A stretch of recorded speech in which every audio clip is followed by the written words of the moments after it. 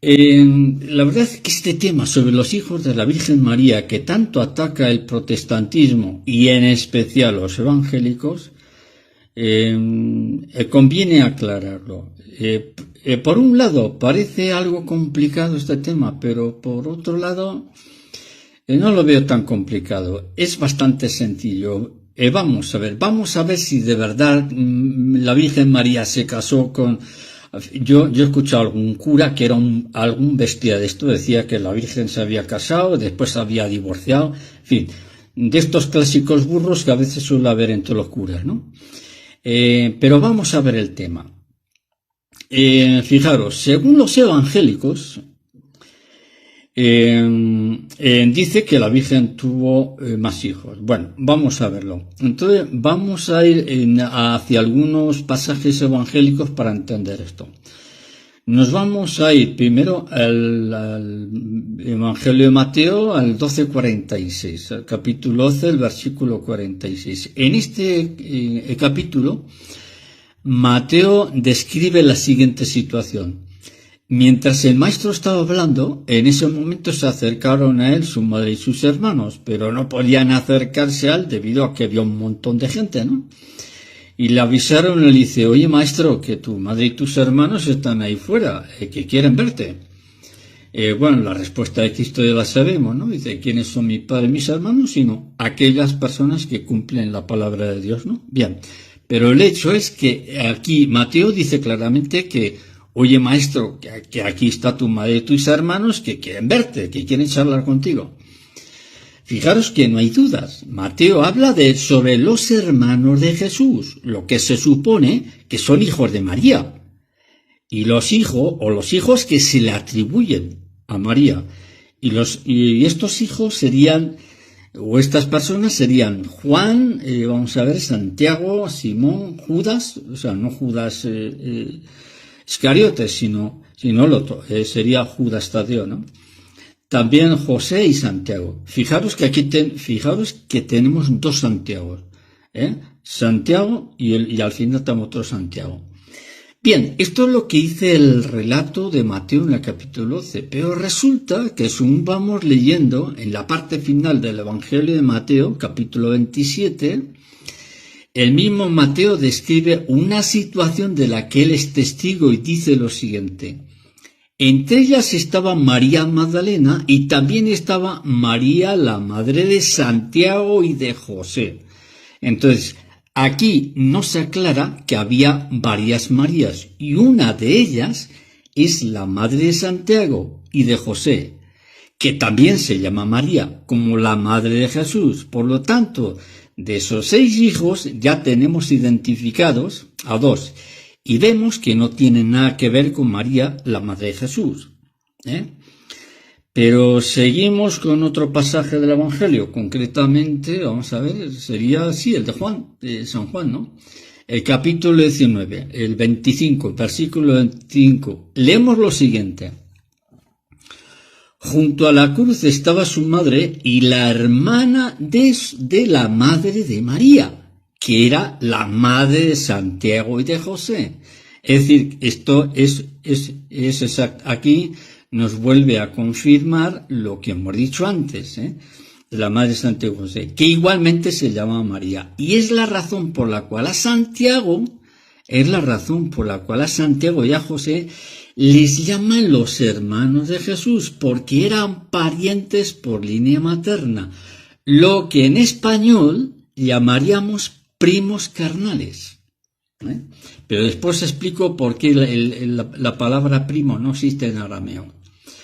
Fijaros bien, porque regresamos de nuevo al capítulo 27 anterior de Mateo, que hemos visto pero que no lo he leído completo, y en el cual nos dice Mateo, y entre ellas también estaba la madre de los hijos de Zebedeo. Fijaros, aquí el texto nos habla de los hijos de Zebedeo, pero no dice quiénes son, sino que Mateo dice, son los hijos de Zebedeo, ¿no? Pero no dice quiénes son los hijos. Mateo no nos aporta ningún dato, no nos dice nada más, no nos permite identificar de quién está hablando. Sin embargo, esta duda que tenemos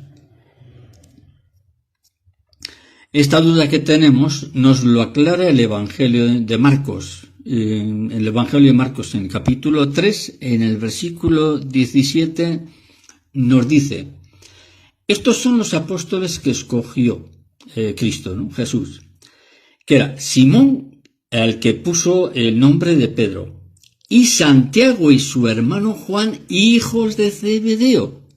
Por lo tanto, ya Marcos ya nos identifica que estos Santiago y Juan eran los hijos de Zebedeo, de quien Mateo hemos dicho antes que no nos da ninguna señal, no nos da ninguna pista, pero que sí los identifica el Evangelio de Marcos como Santiago y Juan, a quien Cristo les llama hijos del trueno. En arameo Boanerges, les llama Boanerges, hijos del trueno.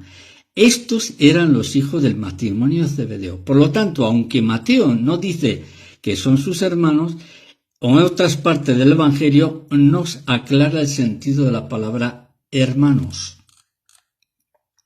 Seguimos leyendo a Marcos en el siguiente versículo y nos dice: y allí, en ese lugar, también estaba Felipe, Bartolomé, Mateo, Tomás y Santiago, que eran hijos de Alfeo, así como también estaba Simón el cananeo.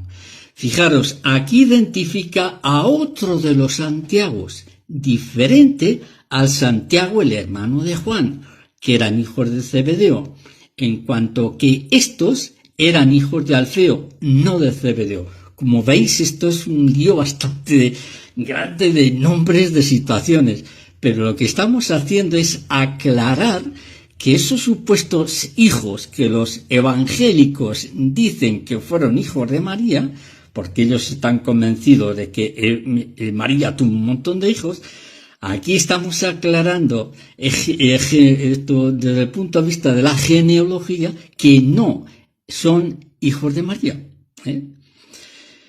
Seguimos con el mismo texto de Marcos, y que lo vuelvo a leer. Así, y dice, ¿no? Así como también estaba Simón el cananeo, porque lo hemos dicho esto, lo hemos dicho antes, también estaba Simón el cananeo. Como podemos ver, acabamos de identificar ya al último, al quinto ya. Acabamos de identificar al quinto de los supuestos hijos que tuvo María. Fijaros bien, aquí solamente nos dice que es Simón el cananeo. No dice quiénes sus padres, no dice más. No dice nada. Solo que es cananeo, es decir, que es de la tierra de Canaán.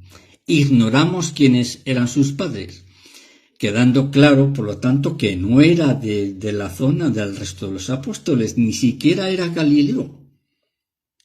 Por lo tanto, no podía ser hijo de María, porque aquí dice que era de Canaán, era el cananeo de la tierra de Canaán. Luego, de ninguna manera podía ser hijo de María.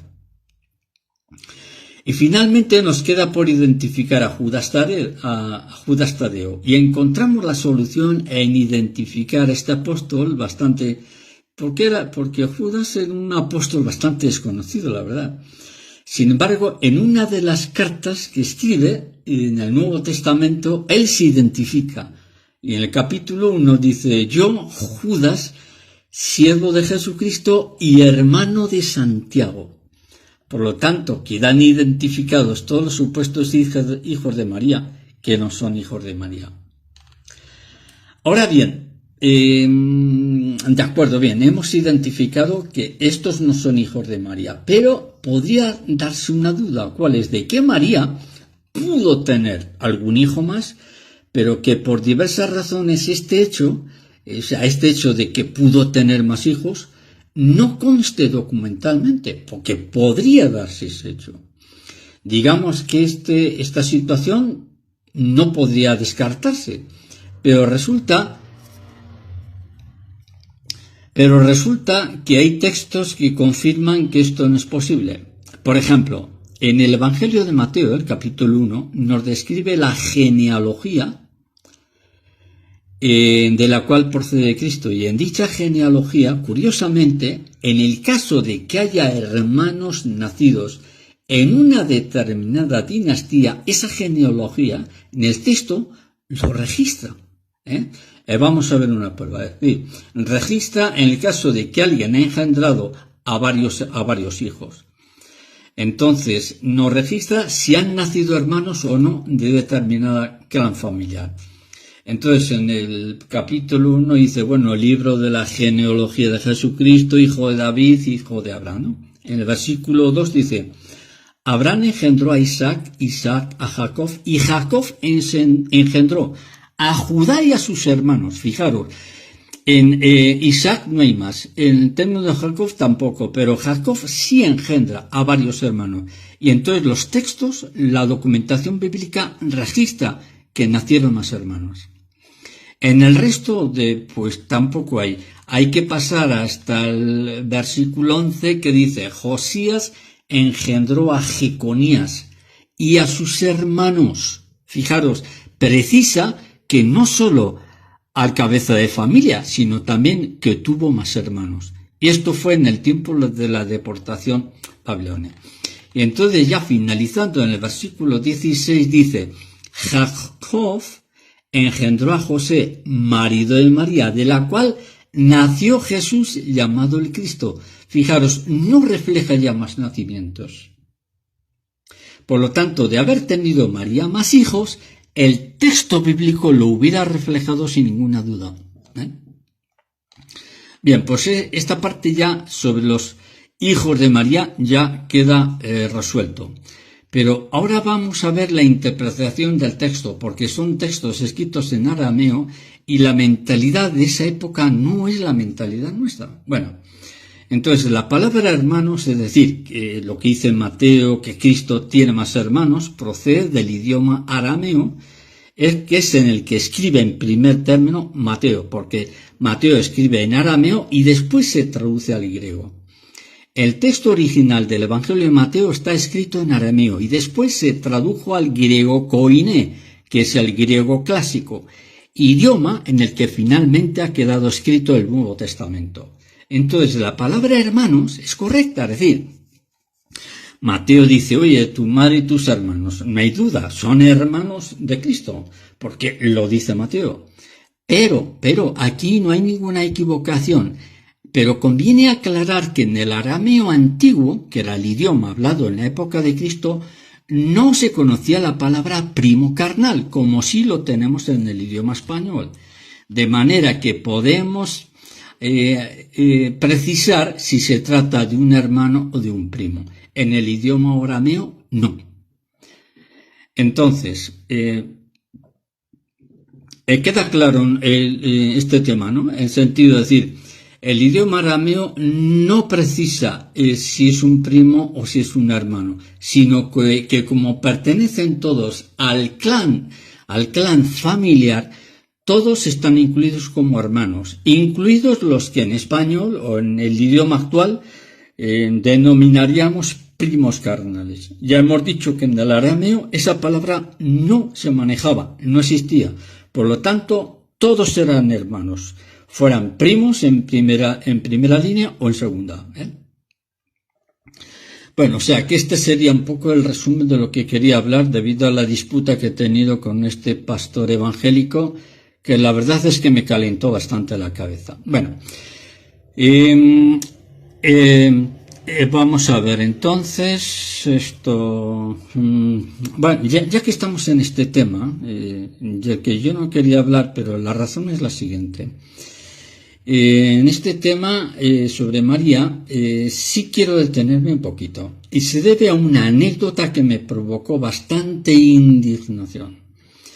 Y fueron unas declaraciones de Francisco que hizo a un grupo de peregrinos en el Vaticano. Estoy hablando exactamente, voy a dar la fecha exacta. Fue unas declaraciones que hizo Francisco el día 21 de diciembre del pasado año 2018, cuando ante un grupo de peregrinos dijo que la Virgen era una simple mujercita cualquiera y que se hizo santita, es el término que él utilizó, se hizo santita con mucho esfuerzo, y que San José le pasó lo mismo, que eran dos, que en fin, que la Virgen hizo mucho esfuerzo para ser santa, pero que era una santita, una mujer normalita y corriente. No voy a comentar esta brutalidad doctrinal porque se me va a calentar la cabeza, ¿eh? Lo mismo que se me calentó un poco la cabeza hablando con el pastor evangélico este. Pero con eso que dijo, al decir que la Virgen María, que la Virgen era una mujercita normal y corriente, con eso que dijo destruyó de un solo golpe todo el magisterio de la Iglesia. Solo quiero añadir que la actual aceleración de los acontecimientos que estamos viviendo, y creo que en breve tiempo, esto puede suceder en breve tiempo, ya he dicho yo que cuando se da fechas esa profecía queda destruida. Entonces yo no tengo ninguna duda que en poco tiempo, puede ser 1 año, 2 años, 3 años, lo que sea, va a llegar un momento en que van a suspender la misa tal y como la conocemos.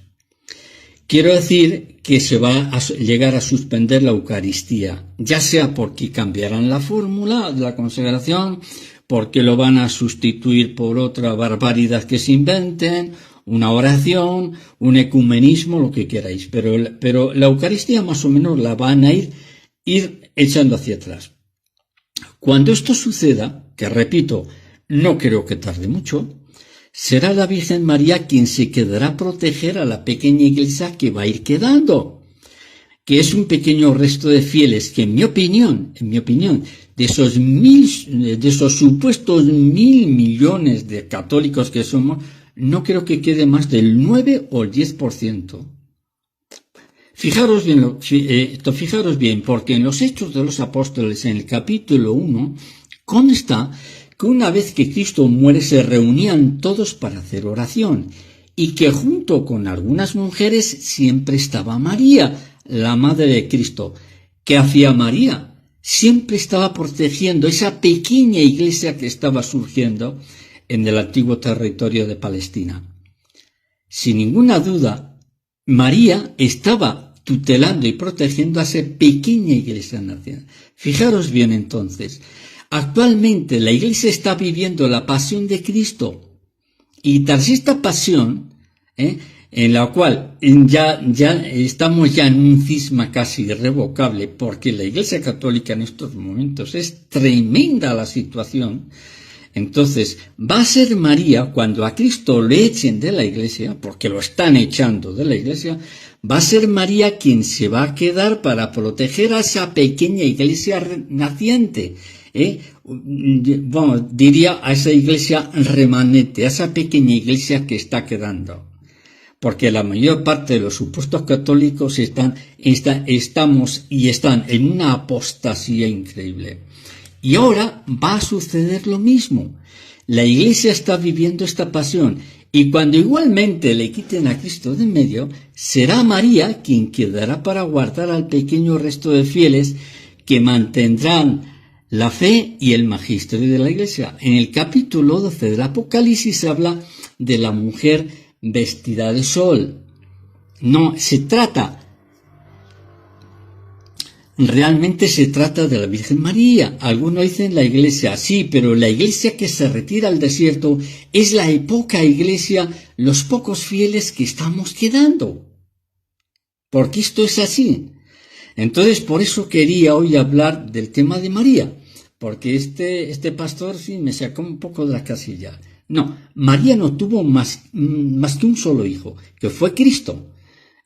Yo quedo asombrado ante algunos pastores que tienen un conocimiento de los textos bíblicos increíble, y yo los admiro, pero cuando llega el tema de María es que se despistan de una manera. Pero si es que es muy simple.